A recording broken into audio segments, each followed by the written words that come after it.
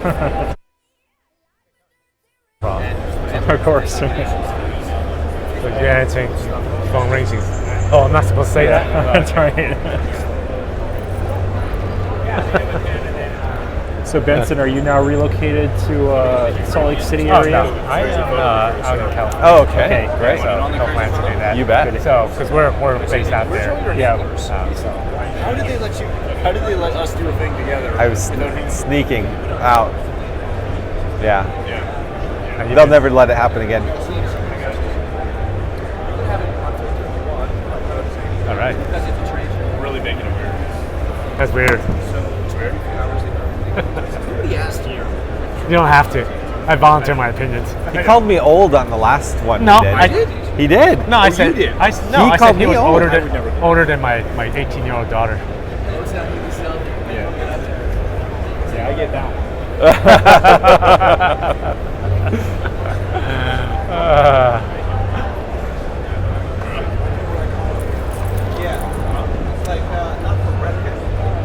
Oh yeah, the more on this is gonna be terrible. Have you been to Michigan all your whole life? Yeah, for the most part. Born and raised, but I did a lot of work on the road for years. I was an integrator, both residential and commercial for a long time. No, were you in Salt Lake at all? I never relocated there, but I spent a lot of time there. Okay. Yeah. Back and forth. Yeah. I went to school, not in Michigan, I went to Purdue. Okay. So Right. it's like that. So you know the Midwest. Oh, yeah. Yeah. The year I went to school, the cicadas came out. Oh, of course. Right. That's always a pretty amazing experience. Yeah. Well, almost ended up at Dearborn. Okay. Well, After Purdue, I bought a you know, super after cheap. a It was job. super cheap, like Got a job out $160 there. round trip.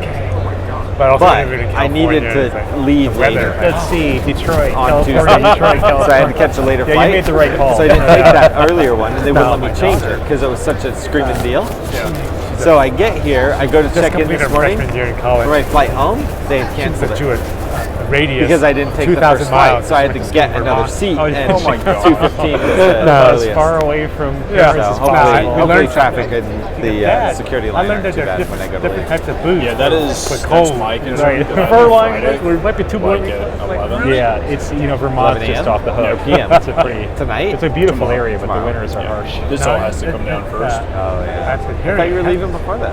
I'm hoping to. Winters in the Midwest haven't been as bad. But No. my concern is the Not last too bad. time More rainy recently. I flew out on When a I was red growing eye up there, out of it was very Vegas. It was like snowy, 3 but hours in It security. definitely has changed. The climate. Tell me that global warming Now, isn't I know. TSA I free. know, it's unbelievable. So as long You were as we had last this time, unusual yeah. effect where Were you last in time? Michigan, No. Okay. So I'm hoping this notion of Hopefully. that's better.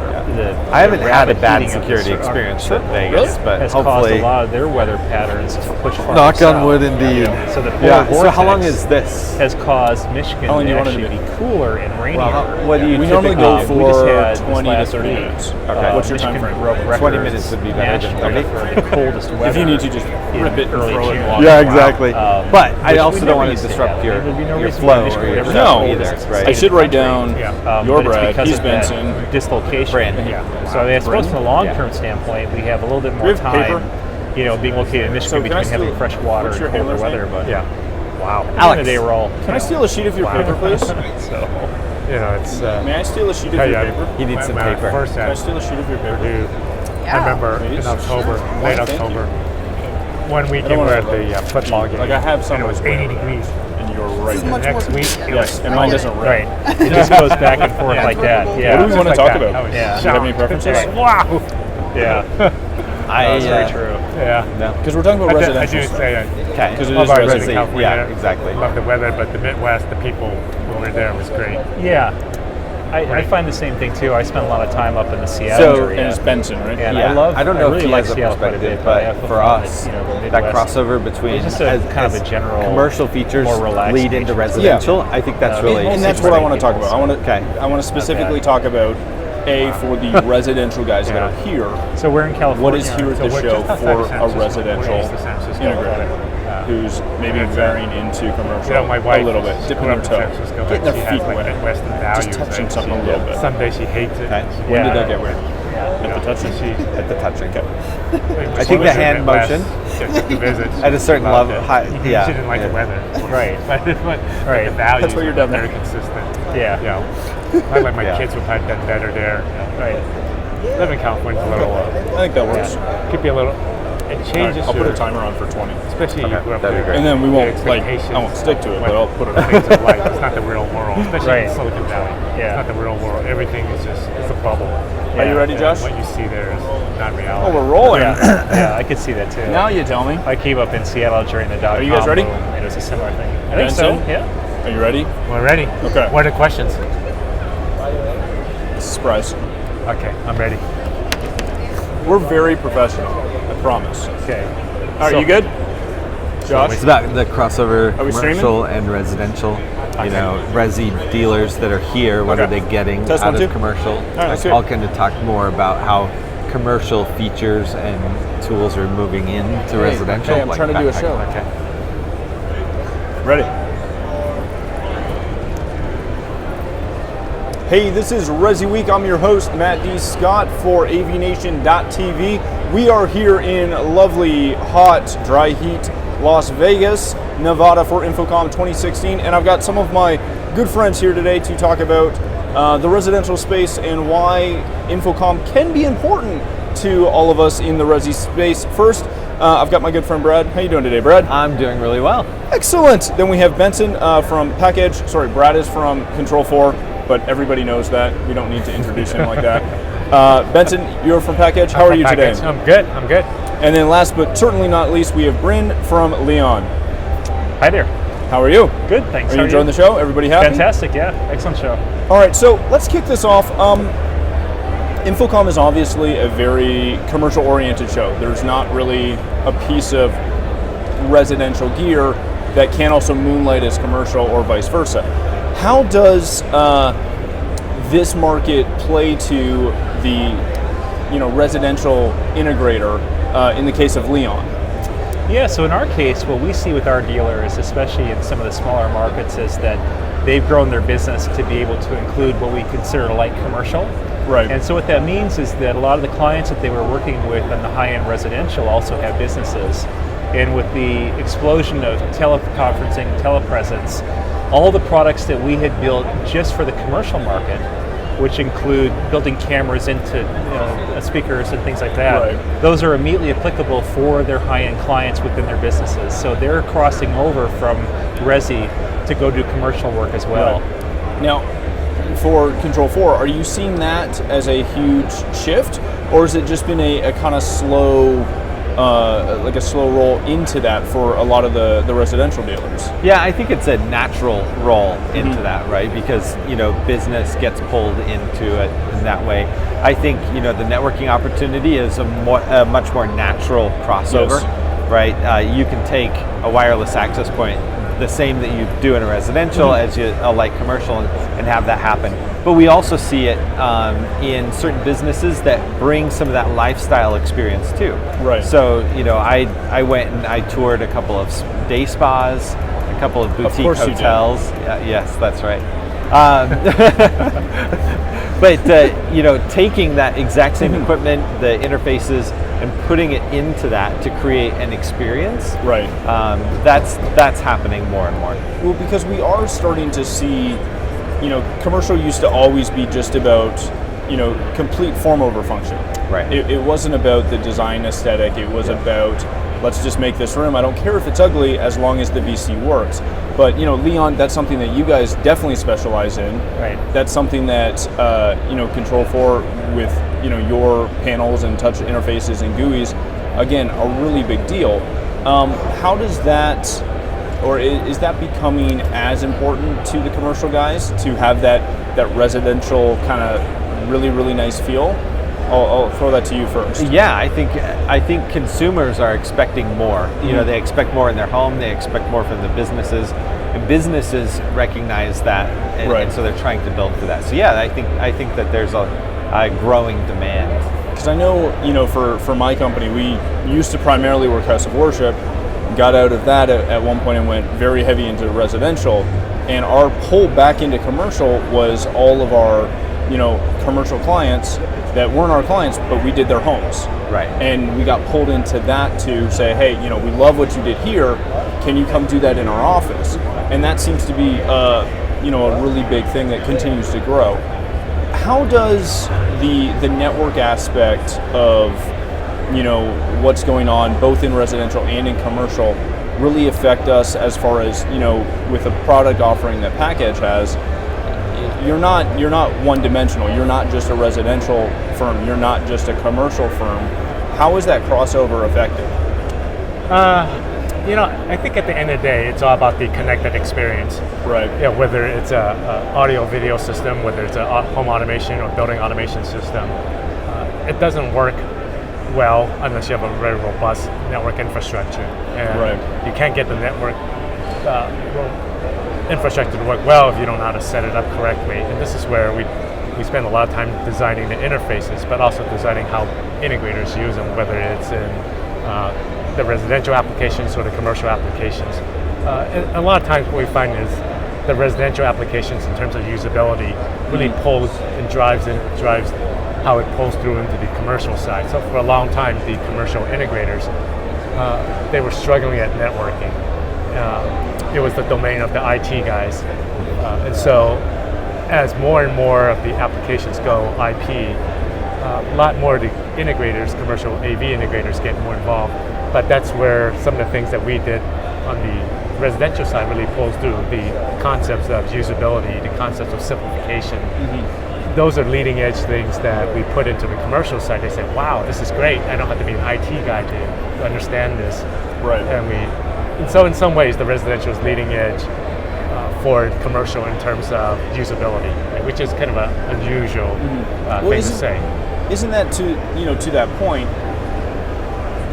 We saw a huge shift over when AirPlay and Apple TV and all these products came into the residential space, where you had that in the house, and again, the commercial client said, well, why can't it be that easy at home? Right. Bren, what do you think has driven that and continues to drive that kind of residential influence in the commercial space? Well, like you mentioned earlier, I think the maybe traditional notion of commercial sound was always, quick and dirty, get in, get out, do it at the lowest price. And I think just as we've seen residential projects really elevate in terms of their aesthetic detail, right, that's happening on the commercial side too. Within Leon's business, historically, it was always about soundbar and performance audio, but much of the bulk of the growth has been more on the media decor division of our company, where we basically seek to wrap technology. So the idea of putting a display on a wall and finding ways to wrap wooden borders around it, to dress it up, to make it so it's actually a much more aesthetically appropriate thing. We see that happening all throughout the commercial world right now. Right. We also see a drive toward just better sound quality, less acceptance of lowest cost denominator approaches. And I think it's just a maturation of the industry. Well, and doesn't that kind of blend out of the fact that so often in commercial spaces, and especially in that light commercial space, for so long there were people that were putting just a basic residential panel on a wall, and trying to make that function, which is great to throw image to it. But once you start to add, video conferencing or audio conferencing, that just doesn't seem to apply. From the control standpoint, is that the same kind of thing? No. Are you just gonna look at me? Yeah. I'm not quite cool. sure. I need to think about that. You just want to say no? I just want to say no. That's so helpful, because that's all people want to hear is a one-line answer. You're makes just for thinking about your flight you're missing. It makes for very interesting television and radio, right? Yeah, it does. To have the really short ones. No. No, I think that you think about things like the iPhone. It changed the way or what we expect from a phone. Right. Right. And the same thing happens in residential and in commercial. And you just want higher functioning, better performing, better looking devices all the way around. To kind of shift topics and kind of flip, because we've really just talked about how the residential side can morph into the commercial. Yeah. Do you guys, especially at a show like this, do you see either products or applications from the commercial side that are bleeding into residential? So this wasn't for you. Oh, sorry. Sorry, this is day 2. We've been here for a while, so now we're having fun. No, So go ahead. It is a why lot not? of fun. So this actually coming, now that Package is a part of Control 4, I think one of the things that is influencing residential, and this is coming from like the enterprise IT world, Right. going in and helping residential dealers be more efficient, be more effective in supporting and helping their customers. Right. So there are approaches to delivering the network specifically, but that can expand to the control system as well. Right. Remote management, monitoring, all of those approaches that the enterprise has demanded. Now some of the residential dealers can take those tools and apply the same approach. That helps them scale their business, that helps them deliver a much more robust and reliable product for their customers as well. So using tools, remote management tools to pull that together, that's one of the ways that commercial is really influencing residential. Well, because Benson, we are past that point where you can, you can't consider installing a proper residential system without essentially an enterprise-grade network to support it. Correct? I think we're at that point where people are starting to understand. I think as more and more people stream, for example, at our house we don't have regular TV channels. We stream everything. Right. My daughter's idea of research is Google. Right? So when the network goes down, I hear about it, no matter where I'm here or whether I'm at home or at work. So there's a whole expectation now that we need to be fully connected and needs to be just as reliable as the enterprise level network. So that's what's changed people's ideas. But if you look at it even as recent as a couple of years ago, people put up with bad Wi-Fi at home. But Right. you would have that at the workplace. You would expect to be fully connected all the time. But you come home, I can't get a good signal in the bedroom. Oh, that's okay, that's acceptable. But now the idea of good experience has morphed. I should be able to play music in this room. I should be able to watch TV in this room. I should be able to go outside, and it should be very seamless. So that's how people are thinking about it. Now, how we accomplish that is through a better grade of equipment. Integrators need to take some of the best practices from the commercial integrators in terms of installing and sizing and designing the networks. But then there's tools like what Brad was talking about, the remote management, being able to service those networks, because reliability and uptime are just as important now for the residential as it is in the commercial. And in the past, commercial was mission critical. Right. If you don't think it's mission critical at the home, just have the network go down. I have would you love down. it if you could Right. tell most of my clients that when their TV goes down, it is not mission critical. Because they Exactly. always call us as if it is. Exactly, and I think that's what's changed is Right. people's sense of importance of that network and how much they rely on it. So we almost call it the fourth utility. I mean, it's pervasive in our lives. Very nice. Now, just to sort of shift talk a bit, from an audio standpoint, multi-room, et cetera, and all that stuff has always lived pretty much in the home, right? But have we seen any major shifts from the commercial audio standpoint that has woven its way into residential?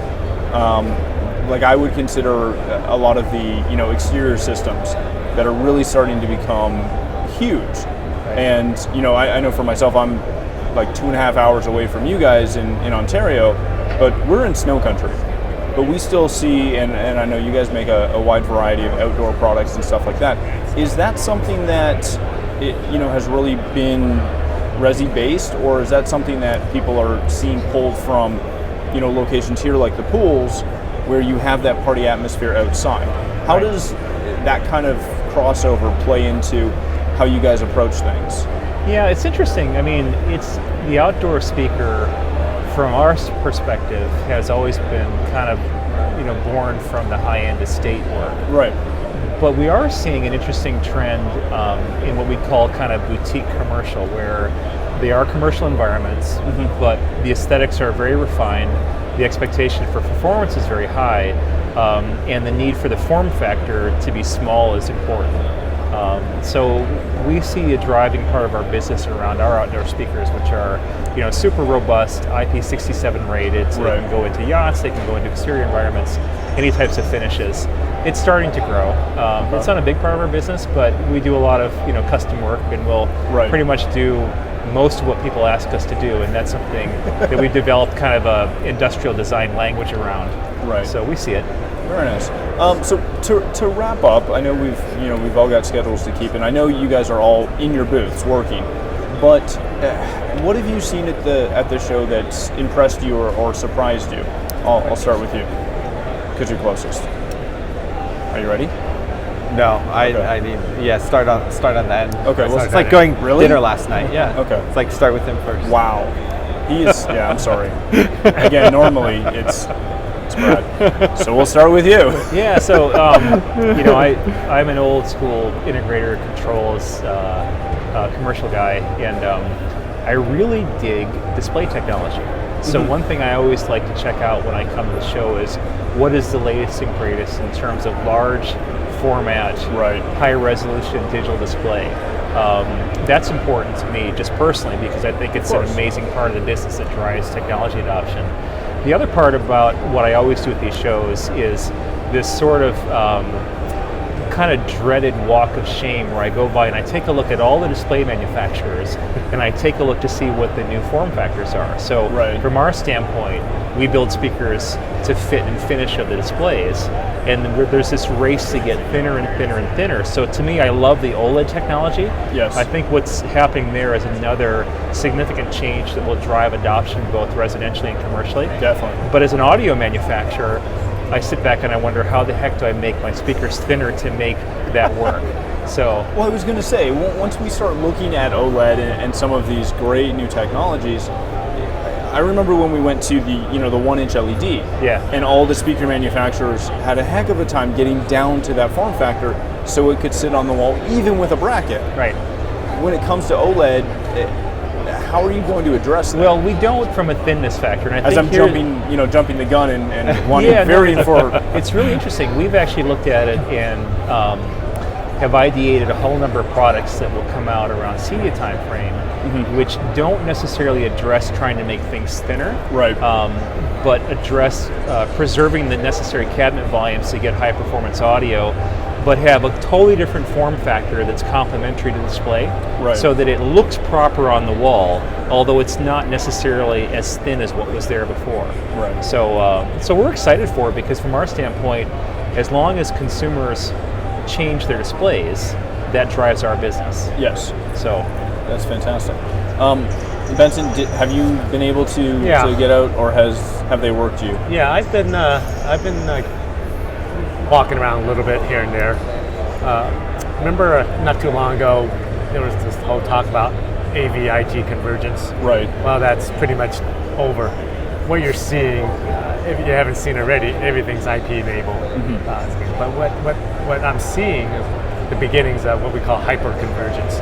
Right. So there's an IoT pavilion here, right? So hyperconvergence is AV, IT, security, automation, IoT, and more importantly, managed services, cloud managed services. Yes. Netflix, for example, things are delivered. So I'm seeing a lot of that now, and that the IoT was just the latest thing, but I think the IoT is driving through a lot of interest. And in Right. fact, I think with what's happening with even the standard traditional AV, they're going to adopt some of that IoT type capabilities. Now, is it still something though, as that adoption changes and moves towards that IoT and the hyperconvergence, how big of a deal is security going to be for that? Oh, it's huge, I think. and Like, is it build a wall huge? It's scary Nothing, huge. no one? It's scary huge because it's right now a lot of the IoT device manufacturers they're not very secure. They don't think about security now that much, and even putting it into their systems is probably not that robust. But those are opportunities for hackers to come in and take over. So what's going to be a barrier for further adoption, especially in the enterprise space, where they have machine-to-machine integration or Internet of Everything, Right. is they need to have much more robust security. But as they integrate into the network and the network systems, these systems need to recognize what's true IoT traffic and what's malicious Right. IoT traffic, Right. because you can't tell. But some of these IoT devices get put into whether it's a residential network or commercial network.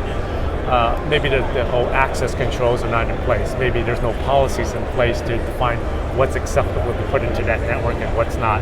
Right. And so it's kind of like the BYOD, bring your own device revolution in the workplace a few years ago. It's going to cause a lot of headaches till we get it right. Yeah, and I don't think there's a right or wrong answer for it yet. I think people need to start thinking about it and Right. planning around it. But it is critical. It is happening now. Right. Very nice. And Brad, anything you see, anything you tried to buy, what have you guys been up to? Yeah, you asked for some news on I acquisitions. did. Yeah, what'd you and- buy? Yeah, no, we Did you buy didn't. No? No, Okay. not yet. You still we're got a day and a half. You'll be fine. Yeah, that's true. That's true. No, we're very happy with the Package acquisition. Right. It's going really well. For me, one of the things that surprised me, we held a training session this morning. It was a legitimate training Right. session, and I was shocked. When the majority of the room said, "Yeah, we have a basic understanding of networking." Right. Right, and as That's a big Benson shift. said, it is a big shift. Yeah. And as Benson said, the convergence is here, right? There's no debate that that's happening now. Right. But we still have a lot of education Yes. and sophistication that needs to happen within integrators across the gamut. And I think that's something that we all need to embrace, and, Right. and manufacturers and industry groups are trying to address it, but there's a lot ahead of us. And it's really something where, unlike some of the other disciplines where, not to say you don't have to be technical, but you can wing it a little bit easier at times. Networking's not one of those things. No, it's not. I think early on you could. Yes. Yes. When Not anymore. not anymore. But when you were connecting basically your computer, Yep. maybe your laptop, that was fine. But now you've got your Apple TV, your television, all of that is being connected.